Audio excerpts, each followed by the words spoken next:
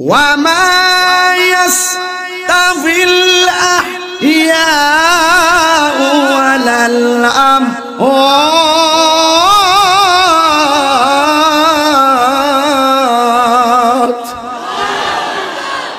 আল্লাহ রাব্বুল আলামিন বলেন, যারা জিন্দা আর যারা মরা, যারা চলে আর যারা পড়ে আছে, যারা দুনিয়ার জিন্দেগি করে, যারা জীবিত আর যারা কবর দেশে আছে, তারা কোনোদিন এক হতে পারে না। আমার ঘরে আগুন লাগলে ফায়ার সার্ভিস আগুন নিভাবে। আমার ছেলে পানিতে পড়ে গেলে অনেকে দেখলে দৌড়াইয়া যাবে। আমি একটা বিপদে পড়ে গেলে মানুষ দেখলে আমাকে সহযোগিতা করবে। এটা হলো দুনিয়ার জমিনে জিন্দাদের কারিশমা। কিন্তু কবরে যারা পড়ে আছে, এই কবরে জাহান্নামের আগুন দিয়ে কেউ যদি চলে, দুনিয়ার কোন মানুষ গিয়ে তাকে বাঁচাইতে পারবে না। যদি কবরের ভিতরে এই মানুষটা যদি কষ্টে পড়ে থাকে, এই মানুষটাকে সেভ করার মতো কেউ নাই। কারণ দুনিয়ার মানুষ বড় স্বার্থপর। আপনি মরে গিয়ে দেখেন 30 লক্ষ টাকা ব্যাংকে রেখে গেছেন, কিন্তু আপনি 30 লক্ষ টাকার মালিক। মরণের সময় আপনার যে কষ্ট হয়েছে, এই কষ্টের ভাগ আপনার সন্তান নিবে না। কবরের মধ্যে যাওয়ার পরে যদি কষ্ট হয়, এই কষ্টের ভাগ আপনার সন্তান নিবে না। দুইটা কষ্টের ভাগ নিতে যদিও পারবে না, কিন্তু আপনার ব্যাংকের টাকার ভাগ নিতে সন্তান ভুল করবে না। কথা বলেন ঠিক কিনা? এই জন্য আল্লাহ বলছেন, কবরের মানুষ আর উপরের মানুষ এক না। এই কবরের মানুষ কে সুখে কে দুঃখে কেউ দেখে না। যদি আমার আল্লাহ সেই কান দিত, আমিও কান দিতে যাইয়া যদি জালালউদ্দিন সাহেবকে নিয়ে যদি যাইতে পারতাম, আর আল্লাহ যদি আমার সেই ক্ষমতা দিত, হাদিসের মধ্যে পড়েছি কবরের মানুষগুলা একটার পাশে আরেকটা, এক কবরের পাশে আরেক কবর, কিন্তু এই কবর মানুষ ওই কবরের সঙ্গে কথা বলার সুযোগ নাই। এমন ভাবে বাঁচাও বাঁচাও করে কাঁদতেছে। আল্লাহ রাব্বুল আলামিন বলেন যে পৃথিবীর 2 শ্রেণীর মানুষ কবরের আযাবের কান্নার আওয়াজ শুনবে না, আর বাকি গরু ছাগল চতুষ্পর্যন্ত যা আছে সব আমুয়া কান্দিরি কবরের কান্নার আওয়াজ শুনে, মানুষ শুনতে পারে না। আল্লাহর হাবিব বলেন, মানুষ যদি কবর আযাবের আওয়াজ শুনতো, সাথে সাথে এলাকার প্রত্যেকটা মানুষের কানের পর্দা ফেটে রক্তাক্ত হয়ে মারা যেত। এখন প্রশ্ন করতে পারেন, তাহির হুজুর, চতুষ্পর্যন্ত কবরের আযাবের আওয়াজ শুনবে, মানুষ কেন শুনবে না? আমার নবী বলে, শুধুমাত্র মানুষ নয়, জিনও কবর আযাবের আওয়াজ শুনবে না। কেন জানেননি? আল্লাহ বলছেন, ওয়ামা খালাকুতুল জিন্না ওয়াল ইনসা ইল্লা লিয়াবুদুন। আল্লাহ রাব্বুল আলামিন বলেন, আমি আল্লাহ মানুষ এবং জিন জাতিকে সৃষ্টি করেছি একমাত্র আমার ইবাদতের জন্য। মানুষের হিসাব হবে, জিনের হিসাব হবে। এই জন্য আমার আল্লাহ 2 শ্রেণীর মানুষকে আযাব শুনতে দেয় নাই। কিন্তু আমার আল্লাহ বলেন, ইন্নাল্লাহা ইউসমিউ মাইয়াশা।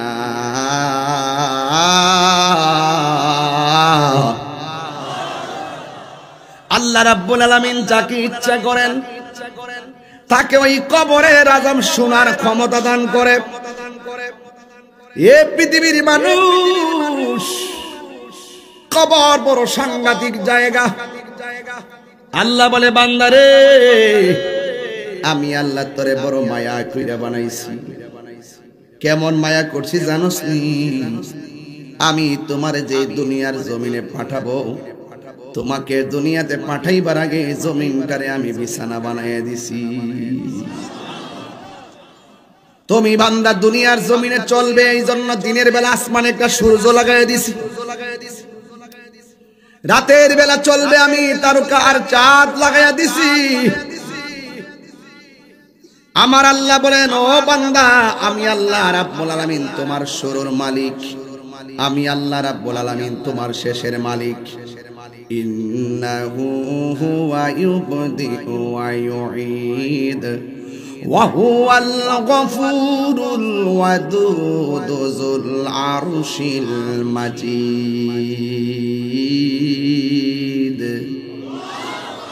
যতবার আল্লাহরে ডাক দিবেন, বান্দা তো খুশি কইরা গুনাহ করে, আল্লাহ মাফ কইরা দেয়। বলেন না মারহাবা। গুনাহ মাফের মালিক কে? যদি একটু মোহব্বত লাগাই দিতে পারেন, পাহাড় পরিমাণ গুনাহ আমার আল্লাহ মাফ করে দিবেন। এই জন্য আল্লাহ বলে, ও বান্দা, আমি তোর শুরুর মালিক, আমি তোর শেষের মালিক।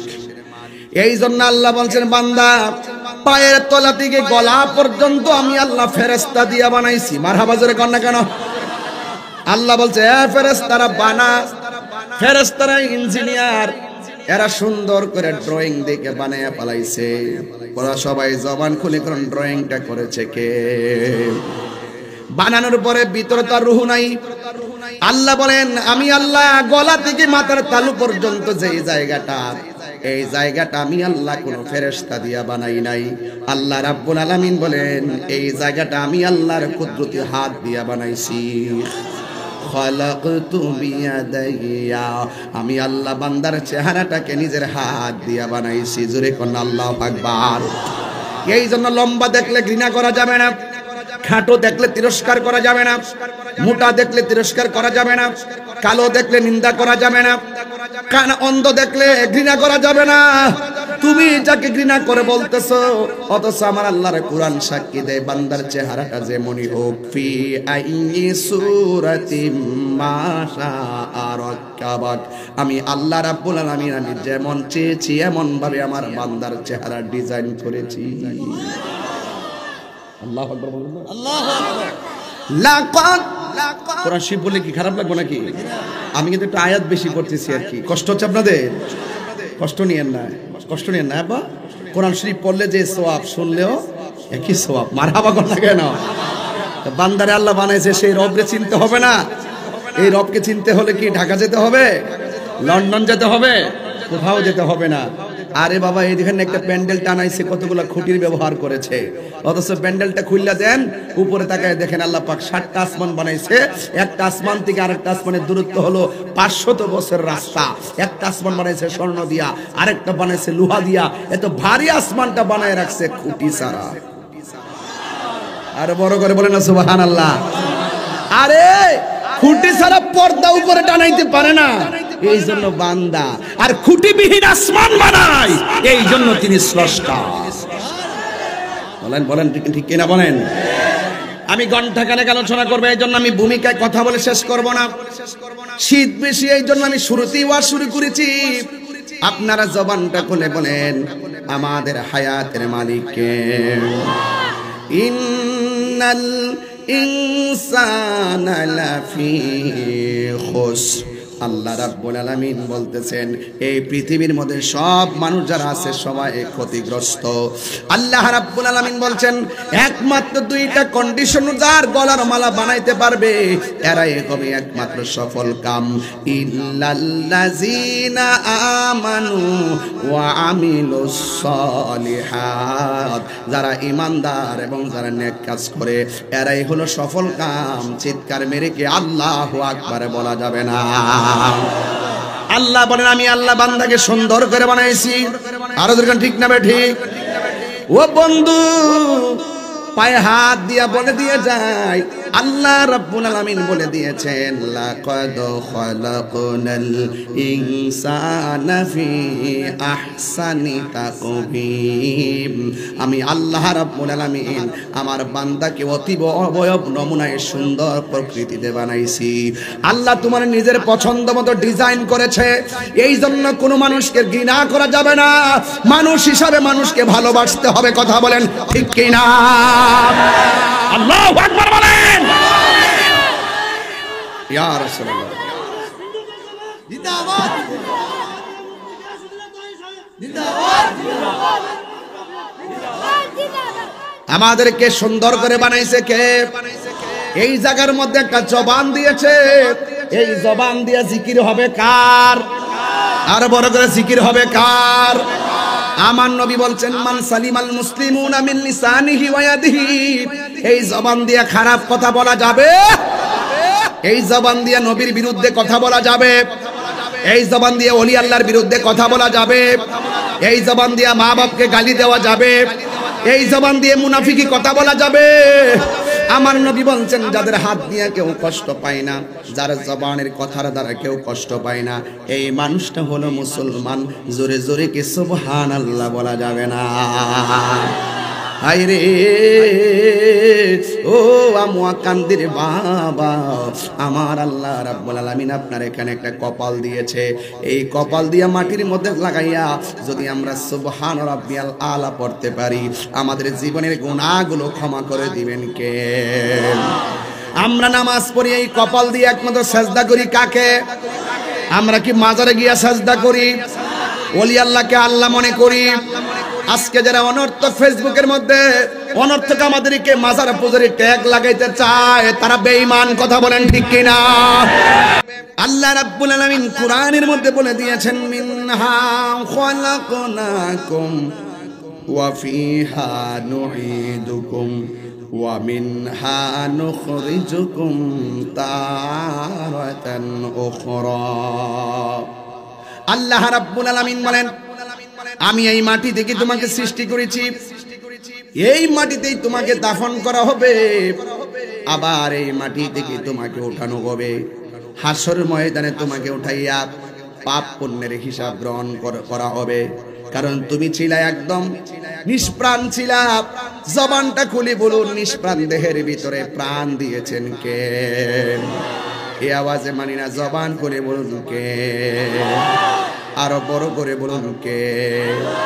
কাইফা তাকফুরুনা বিল্লাহি ওয়া কুনতুম আমওয়াতান ফাআহইয়াকুম সুম্মা ইউমীতুকুম সুম্মা ইউহয়ীকুম সুম্মা ইলাইহি তুরজাউন। আল্লাহ বলে হে বান্দারা, তোমরা আমি আল্লাহকে কিভাবে অস্বীকার করছো? তুমি ছিলে নিষ্প্রাণ, তোমাকে প্রাণ দিয়েছি আমি আল্লাহ।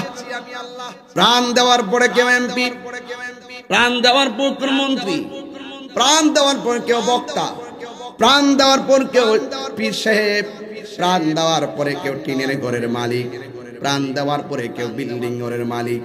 আল্লাহ বলে আমি তোর সব মালিকানা দিলাম, একটা থাবা দিয়া তোর সব মালিকানা সেকেন্ডে কাইরা নিমু।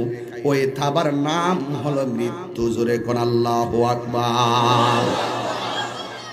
এই মুহূর্তে আমি যদি মারা যাই, একটা গাড়ি আনবেন, গাড়ির নাম ওই লাশবাহী গাড়ি। বাড়ির মধ্যে মাইক দিয়া বলবে মরহুমের লাশ মাফ, মরহুমের লাশ জানাজার মাঠে এসেছে। তাহিরি সাহেব জানাজার মাঠে আসে, আমাকে আর বলবে না।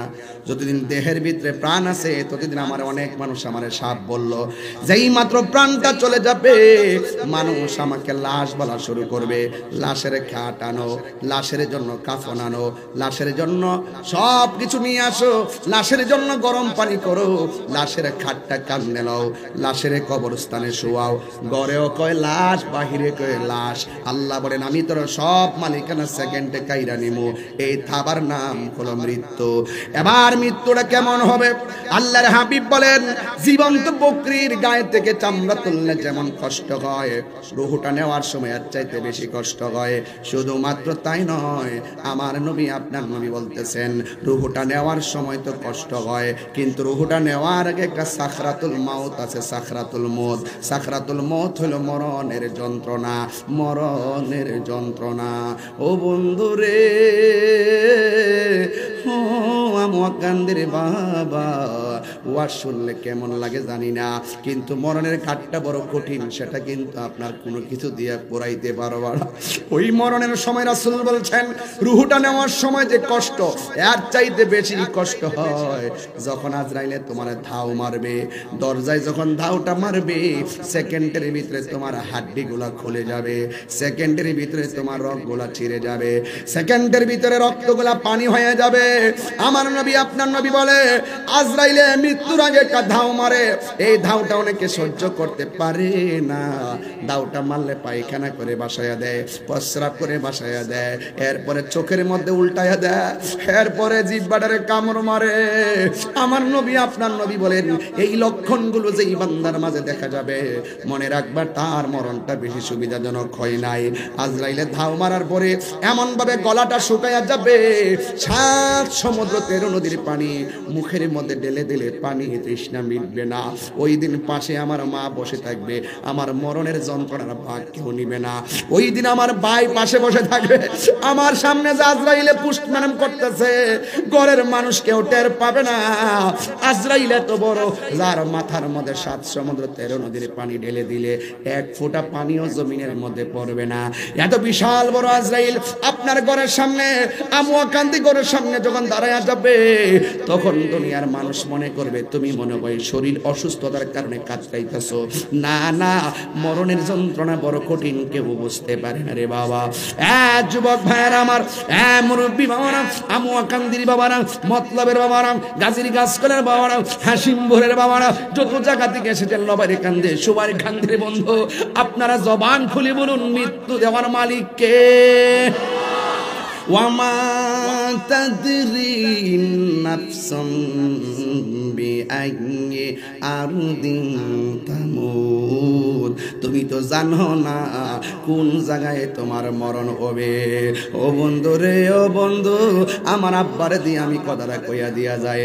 আব্বা যখন অসুস্থ, ওয়াজের মাহফিল থেকে আমি ফোন করে অ্যাম্বুলেন্স পাঠাইলাম, অ্যাম্বুলেন্সের ভিতরে ঢুকাইলাম।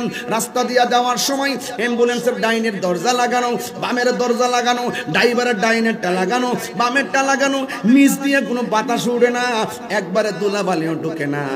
অর্ধেকটা রাস্তায় যাওয়ার পরে আমার আব্বা লড়ে না, আমার আব্বা কথা কয় না। আম্মা কই পুত্রে দেখছান দি কি করে, এবার তাকায় দেখে লড়ে না। হসপিটালের মধ্যে নেওয়া হলো, হঠাৎ করে একটা হসপিটাল রাস্তায় ঢুকালো, ঢুকাইয়া দইরা বলতেছে দুনিয়া থেকে বিদায় হয়ে গেছে। ও বন্ধু, আমি বুঝাইতে চাইতেছি 1 সেকেন্ডের জায়গা না, 1 ইঞ্চি জায়গা না ভিতরে বাতাস ঢুকার। আমার প্রশ্ন হলো এই অ্যাম্বুলেন্সের ভিতরে আজরাইলে কেমনে ঢুকলো? তার মানে বোঝা গেল মাটির নিচে পলাইয়া গেল, মরণ থেকে কেউ পলাইতে পারবে না। কথা বলেন ঠিক কিনা? আরো বড় করে বলেন ঠিক কিনা রে বাবা? আল্লাহ বলে আমি আল্লাহ তোর মালিকানা স্তব্ধ করে দেব, আমি আল্লাহ সব মালিকানা বন্ধ করে দিব। এই জন্য এই জমিনটা আমার আল্লাহর, আসমানটা আমার আল্লাহর। আল্লাহর জমিনে আল্লাহর ইবাদত চলবে, আল্লাহর জমিনে আল্লাহর আইন চলবে, আল্লাহর জমিনে আল্লাহর বন্দেগী চলবে। কথা কোন ঠিক কিনা বলেন? এই জন্য যুবক ভাইয়ার আমার, এই ঘর বাড়ি যাই দেখতেছেন সব মেজাজি অর্থে আপনি মালিক, হাকিকতের মালিক হলো একজন। জবানটা খুলে বলুন তিনি কে? পরের জায়গা পরের জমিন ঘর বানায় আমি রই, আমি তো সেই ঘরের মালিক নয়। এই হাসির খোরাক দিচ্ছি না, আজকে ময়রা দেখেন। আপনার নাম কি? হ্যাঁ, আব্দুল মুত্তালেব। আপনার নামে কি ঘরের মিটার আছে? ঘরের মিটার কি আপনার নামে নাকি আপনার বাবার নামে? আপনার আব্বা আসেনি? আব্বা আসেনি? এখন কার নামে? এখন কার নামে? বুঝে না, ওয়াজ বুঝে না। বিল দেননি আপনি নাকি আপনার আব্বা দিতেছে? দেননি। বিলটা নেওয়ার সময় হাজির হয়ে যায়। কথা কোন ঠিক কিনা? বসুন। আব্দুল মুত্তালিব না? কথা কোন না? আরে বাবা, যেই কোনো মুহূর্তে যতই বলুক না কেন ওনার আব্বার নামে মিটার, কিন্তু যাইয়া দেখেন ওনার সিগনেচার আছে যে এখন আমার বাবার পরিবর্তে আমি চালাই, আমি হইলাম মালিক, মালিকানা পরিবর্তন হয়ে গেছে। যতই বলেন আপনার আব্বার নামে, ঘটনা কিন্তু আরেকটা। এদের আপনার নামও কিন্তু সেখানের মধ্যে এন্ট্রি করা আছে। সব জায়গা থেকে লেনদেন ক্লোজ হয়ে গেছে, ব্যাংকের মধ্যে টাকা আছে, এই জায়গাটাও কিন্তু ট্রান্সফার করে নিতে হবে। কথা কোন ঠিক না বেঠি?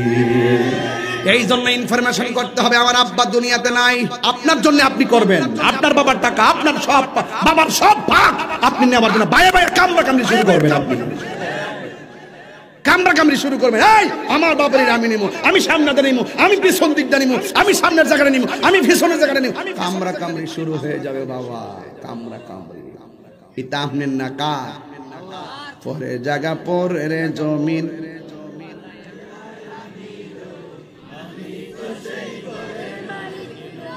থাক গান টান গাওয়া দরকার নাই, এমনিতে তাহিরের বদনামের অভাব নাই। এই যুবক ভাইরা আমার কথা নিয়ে কেউ কিছু বলতে পারবেন না। আমার দলিলের বাইরে তাহির হুজুর কথা বলে না। এই মাঠটা কি স্কুল মাঠ না জমিন? মালিক কেডা? আল্লাহ। কালকে আমি একটা বাড়ি বানাইলে আইসি, তোমার আল্লাহ যে আমার আল্লাহ তো ওই। এই জন্য বান্দারা জমিনের মালিক না, জমিনের মালিক কেডা? সুইরা যেই জায়গায় পড়বে সেই জায়গার মালিকও কেডা? কাগজ কলম দিয়া দেখেন, জায়গার মালিক কেউ না, সবাই শুধুমাত্র দাগ নাম্বারের মালিক।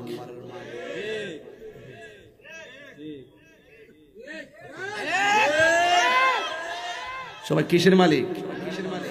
দাগ নম্বরের মালিক, দাগ নম্বরের মালিক। মারহাবা। 20 ফুসকুনি কাটলি আর নিচে জানা কথা দে, এটা চাইরা দে, কাটিস না। আর কফি দিয়ে যাও, অন্য পরে দো নাই। তুমি এটা আরেক দফা লাগাই দিতেছেন এই শেরওয়াজের ভিতরে। আল্লাহু আকবার জোরে কইতেন না আপনারা? 20 বাড়ি কাটলে কার নিচে যায় না পানি? বের পানা বলে বের হইতে না, খোদা দুনিয়ায় বের পাওয়া যায় না। কথা কোন ঠিক না বেডে? কষ্ট হইতাছে? আর 10 মিনিট চলবে না ইনশাআল্লাহ? না 1 ঘন্টা বেশি যাইতাম না 1 ঘন্টা বেশি যাইতাম, 1 ঘন্টা বেশি যেত। মারহাবা কোন সব তাহলে আমার সাথে পড়েন না একটু, বলে ভালো লাগবে আমার কাছে। আমি তো শীতে কাঁপতে আছি। বলেন, পরের জায়গা পরের জমিন,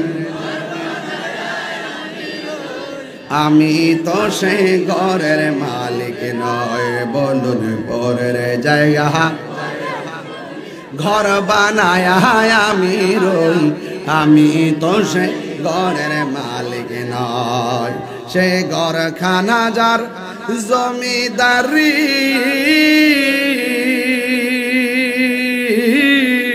আমি পাই না তার হুকুম জারি। সেই ঘরখানা যার জমিদারি, আমি পাই না তাহার হুকুম জারি। আমি পাই না জমিদারের দেখা, আমি পাই না জমি দেখা। মনের দুঃখ কারে কই, আমি তো সেই ঘরের মালিক নয়। বলুন পরের জায়গা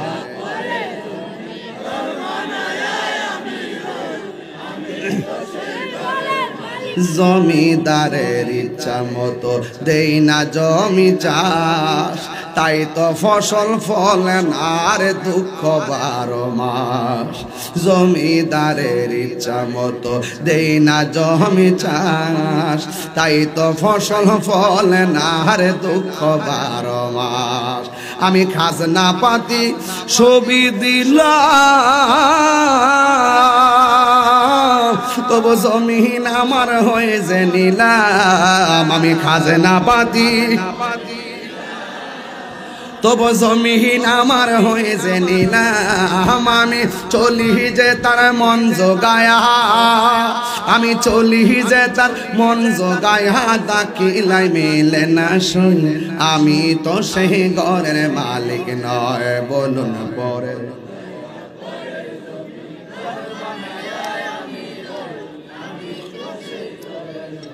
নয়, বলুন পরের জায়গা পরের জমিন, মালিক নয়। জোরে জোরে কি আল্লাহু আকবার বলা যাবে না? আমার যুবক ভাইয়েরা, ওয়াজটা হাকিকতের আলোকে শুনবেন।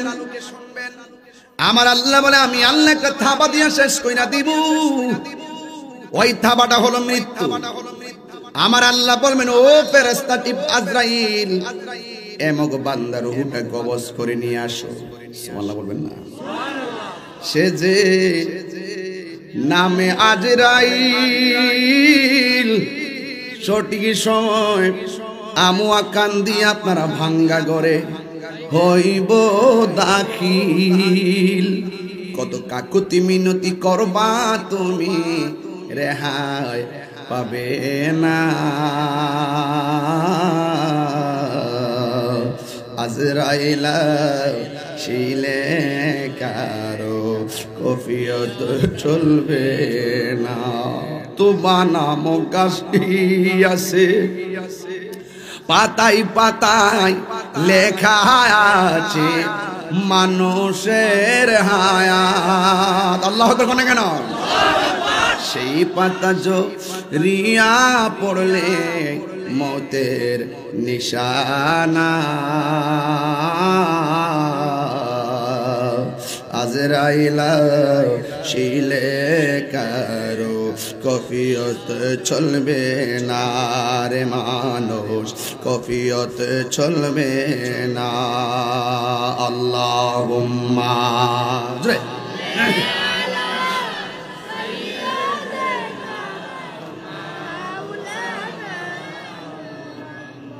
وعلى آل سيدنا একদম দরদ মাখা কণ্ঠে প্রেমময় করে পড়েন আল্লাহুম্মা সাল্লি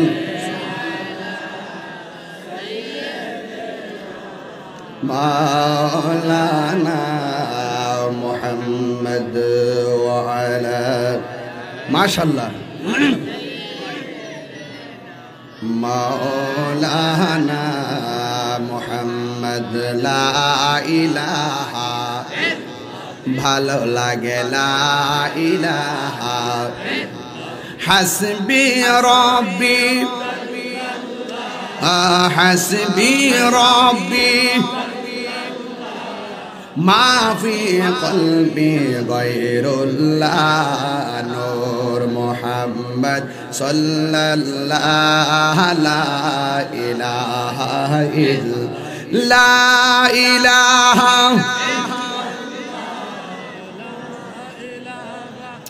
ইল্লাল্লাহু লা ইলাহা ইল্লাল্লাহ লা ইলাহা ইল্লাল্লাহ লা ইলাহা লা ইলাহা ইল্লাল্লাহ মুহাম্মাদুর রাসূলুল্লাহ সাল্লাল্লাহু আলাইহি ওয়াসাল্লাম। জোরে জোরে কি আল্লাহু আকবার বলা যাবে না? আল্লাহর হাবিব সাল্লাল্লাহু তাআলা আলাইহি ওয়াসাল্লাম গুরুস্থানের মধ্যে গিয়েছেন, গুরুস্থানের মধ্যে গিয়েছেন। সবাই জবানটা শুনে কোন গুরুস্থানটা কি আসল ঘর না নকল ঘর? আর জোরে কোন না আসল ঘর না নকল ঘর? আমার নবী কবরস্থানের মধ্যে গিয়েছেন। আমার আম্মু আকান্তির মানুষ ঘরের মধ্যে ঘুমাইতে বড় স্বাচ্ছন্দ্য বোধ মনে করে। সপ্তাহের মধ্যে একবার বাপ মার কবর জিয়ারত করতে সময় পায় না, এমন সন্তান সমাজে আছে না না? আমার নবী গুরুস্থানের মধ্যে গেলেন, যাইয়া দেখতেছেন আমার নবী নতুন একটা গুরুস্থান, বেশি লাশ গুরুস্থানে দাফন করা হয় নাই। আমার নবী যতটা মানুষ গুরুস্থানের মধ্যে গিয়ে দেখেছেন, তাকায়া দেখতেছেন প্রত্যেকটা গুরুস্থানের মানুষ যে কবরে শুয়ে আছে, আমার আল্লাহ রাব্বুল আলামিন তার পিঠের নিচে জান্নাতের বিছানা বিছায়া রাখছে। আপনারা জবান খুলে কোন আমার নবী কি খুশি না বেজার? আপনারা বলুন আমার নবী দেখার ক্ষমতা আছে না নাই?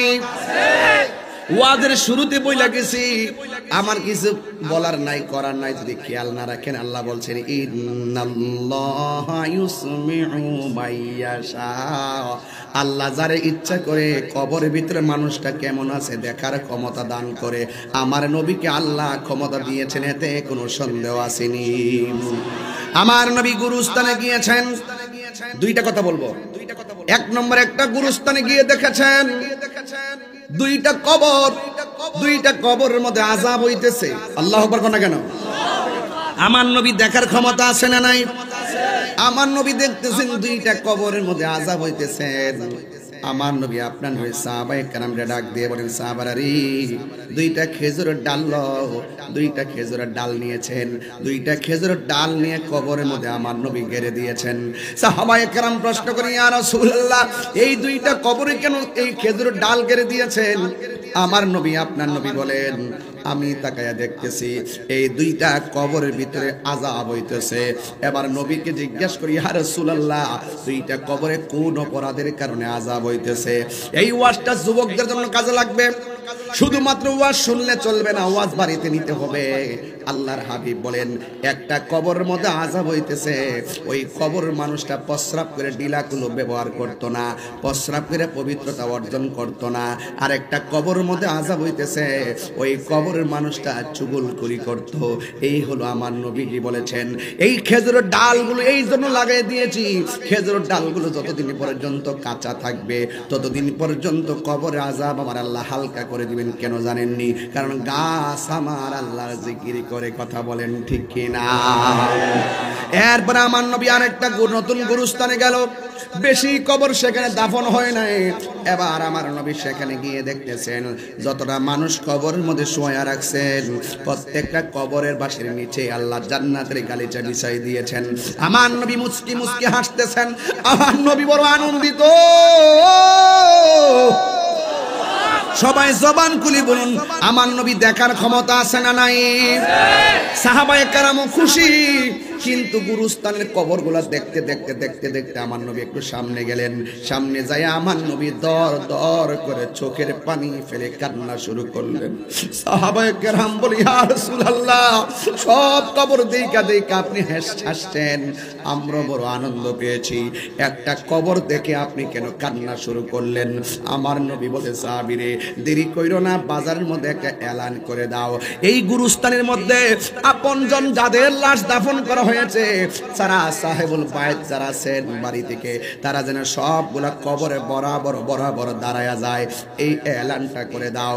সবাই বাজারে যায় ঘোষণা করলো, আগামীকাল গুরুস্থানের মধ্যে যার যার আপনজনদের কবর পরে আপনারা দাঁড়াইবেন। আল্লাহর হাবিব আপনাদেরকে অর্ডার করেছেন। এবার সব মানুষ লাইনে লাইনে পরের দিন চলে এসেছে। আর এই দিকটা সাহাবায়ে কেরাম অপেক্ষা করতেছে, যেই কবরটা দেখা নবী চোখের পানি ফলায় কাঁদছে, এই কবরটা না জানি কার। এই কবরবাসীর পক্ষ থেকে না জানে কবরের পারে কে আইসা দাঁড়া। ও বন্ধুরে, ও আমুয়া কান্দিরে বাবা, আমার নবীও তাকায় রইছেন, সাহাবায়ে কেরামও তাকায় রইছেন। এবার তাকায় রেখে দেখতেছেন ওই কবর পারে একটা লোক সবার পরে আসছে, লাঠিটা বর করে করে একটা মহিলা কবর পারে আয়সা দাঁড়াইছে। আল্লাহু আকবার কোন রে? একটা মহিলা কবরে পারে এসে দাঁড়াইছে।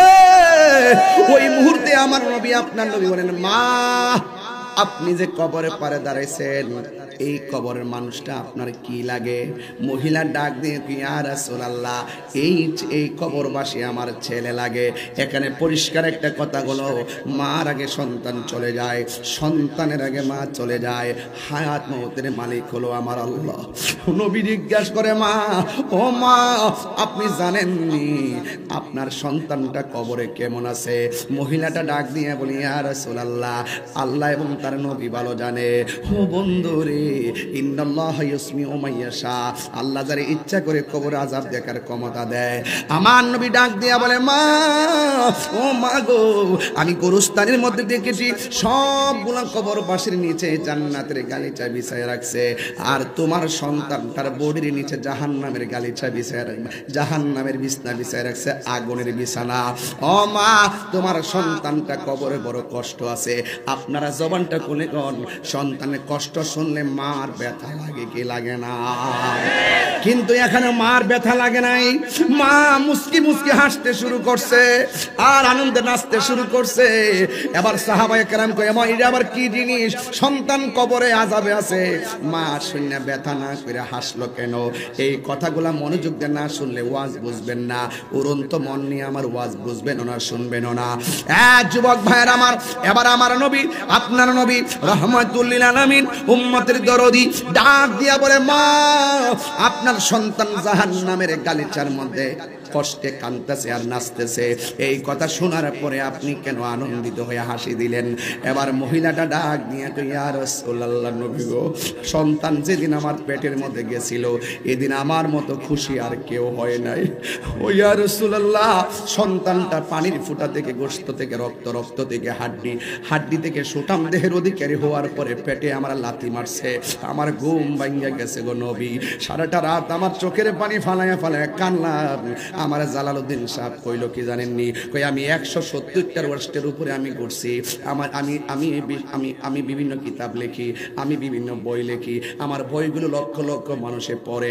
এখন আমি জালালউদ্দিন সাহেবকে একটা প্রশ্ন করবো, আপনি যে এতটুকু লেখাপড়া করলেন, আপনি যে এতগুলো দেশ ঘুরলেন, আপনার লেখায় এত মানুষে ঘুরে, এখন আপনি আমাকে উত্তর দেন, এতগুলো ক্ষমতা, এতগুলো যোগ্যতা, এত জায়গায় যাওয়ার যে সুযোগ পেয়েছেন, এটা কি টাকার জোরে পেয়েছেন, মার দোয়ার কারণে পেয়েছেন? আমারও যদি বলেন আমি একই কথাই বলবো, এই পৃথিবীতে যারা কিছু হয় একমাত্র মার দোয়ার কারণে হয়। কথা বলেন।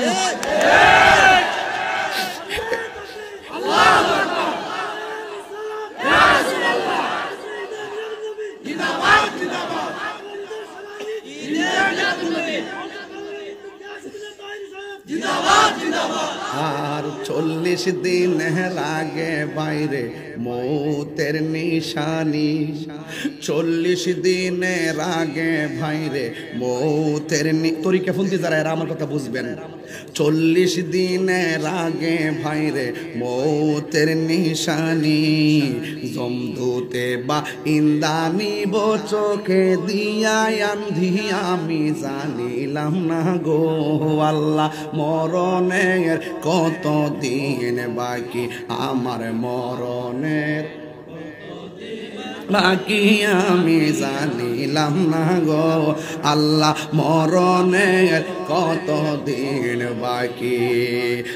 আর আরে কানের গেল কর্ণতালি, চোখের গেল জ্যোতি, কানের গেল কর্ণতালি, চোখের গেল জ্যোতি, দাঁত লড়িল চুল পাকিল বয়স হইল ভাটি, আমি জানিলাম না গো আল্লাহ, মরণের কত দিন বাকি, আমার মরণের কত দিন বাকি, আমি জানিলাম না গো আল্লাহ, মরণের কত দিন বাকি। 30 পারা কোরআন শরীফ জানিও নিশ্চয়, কোরআন না জানলে অবস্থা ভয়াবহ হবে। ওরে 30 পারা কোরআন শরীফ জানিও নিশ্চয়, কোন জায়গা কোন হরফ লেখা না করিলাম তো আমি জানিলাম না গো আল্লাহ, মরণের কত দিন বাকি। আর আজরাইল আসিয়া যখন হস্তে দিবা ধরি, আজরাইল আসিয়া যখন হস্তে দিবা ধরি, তখন আমার মনা ভাই করবা লুকালুকি, আমি জানিলাম না গো আল্লাহ, মরণের কত দিন বাকি। আর হায়াত হইল হাতে বাইরে, মত হইল পায়ে, ফাউসল বড়ি মরে গেলে গা। ওরে হায়াত হইল হাতের বাইরে, মত হইল পায়ে, কে জায়গা যার মরণ হবে সেই জায়গা সে মরে, আমি জানিলাম না গো আল্লাহ, মরণের কত দিন বাকি। জোরে জোরে কি আল্লাহু আকবার বলা যাবে না?